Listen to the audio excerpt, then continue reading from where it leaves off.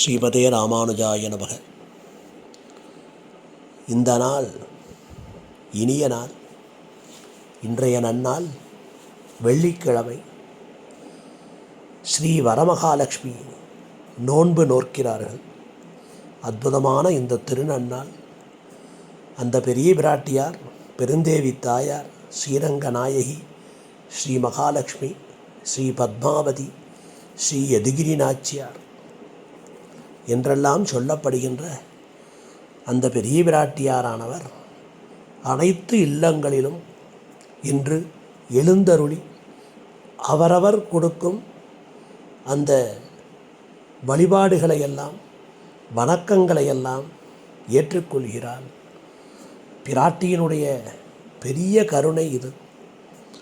அந்த பிராட்டியினுடைய கடாட்சம் லோகம் முழுக்க அனைவருக்கும் கிடைக்க வேண்டும். அதைத்தான் ஸ்ரீஸ்தவத்திலே பலஸ்ருதி என்று சொல்லக்கூடிய அந்த சாத்து பாசுரமாக, அந்த ஸ்லோகமாக அருளி செய்துள்ளார் ஸ்ரீ கூரத்தாழ்வான்.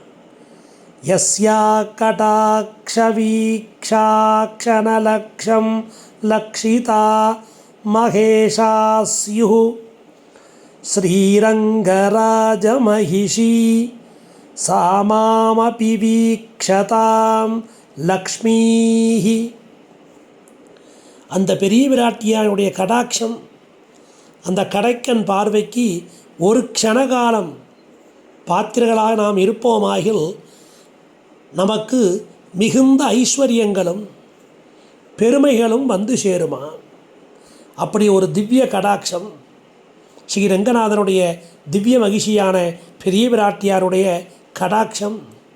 அப்பேற்பட்ட அந்த கடாட்சம் நம்மீதும் விழ வேண்டும் என்கிறார் ஸ்ரீ கூரத்தாழ்வான். கடாட்ச வீக்ஷா லக்ஷண லக்ஷம் லக்ஷிதாக. கடாட்ச வீக்ஷா க்ஷணலக்ஷம். க்ஷணலக்ஷியம்னு ஒரு பாடம், க்ஷணலக்ஷம்னு ஒரு பாடம், அர்த்தம் ஒன்று தான்.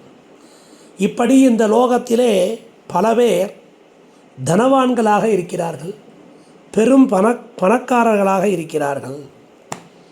அதற்கும் மேலாக சில பேர் சிற்றரசர்களாக இருக்கிறார்கள். அதற்கும் மேல் குறுநில மன்னர்களாக இருக்கிறார்கள்.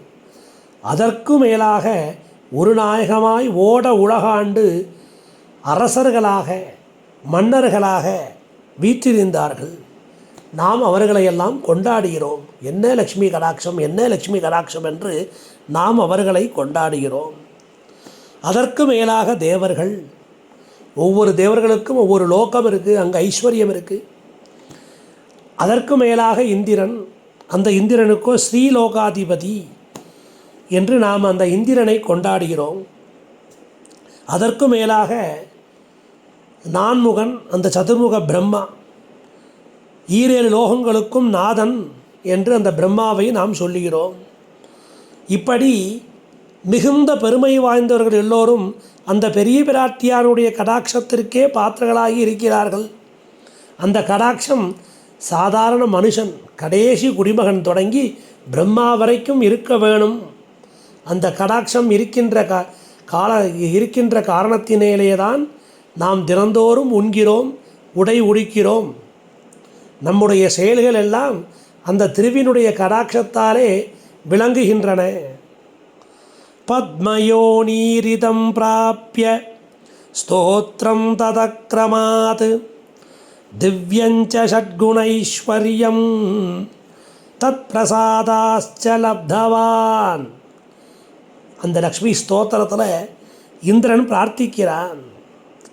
அவளுடைய கடாட்சத்தை பெற்று எண்மடங்கு அதிகமாக திவ்ய ஐஸ்வர்யத்தை பெற்றான் அந்த இந்திரன். ஆக இந்திரனுக்கு பல சமயம் அவனது செல்வம் தொலைந்து போனது, அவனது பதவியும் பறிபோனது. அப்போது அந்த பதவிகளை எல்லாம் காப்பாற்றி கொடுக்கிறான் திருமால். அவனுடைய செல்வத்தை எல்லாம் தன் கடாட்சத்தாலே மீண்டும் மீண்டும் பல மடங்காக கொடுக்கிறாள் அந்த ஸ்ரீ. அது அற்புதமாக அந்த ஸ்லோகத்தில் காட்டுறார்.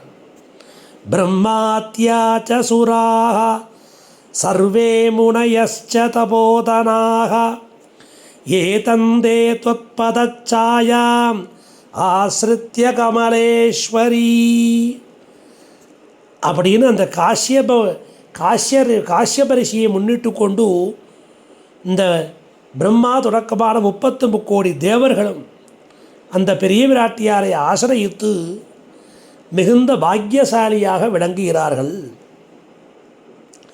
இப்படி அந்த பெரிய பிராட்டியானுடைய பெருமை பலவாறு சொல்லப்படுகிறது.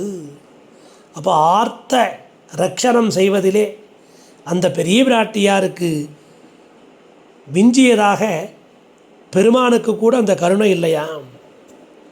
அப்போ அமிர்தமான அந்த தாரை, அந்த தாமரை மலருக்கு ஒப்பான அந்த அமிர்த தாரை, அந்த கடாட்சத்தாலே, அந்த திருக்கண்களாலே எந்தெந்த திசைகளிலே அவனுடைய திருக்கண்கள் கடாட்சம் செல்கின்றதோ அந்தந்த திசைகளெல்லாம் ஐஸ்வர்யங்கள் கூட்டம் கூட்டமாக நான் முன்னே என்று ஓடுகின்றனவாம்.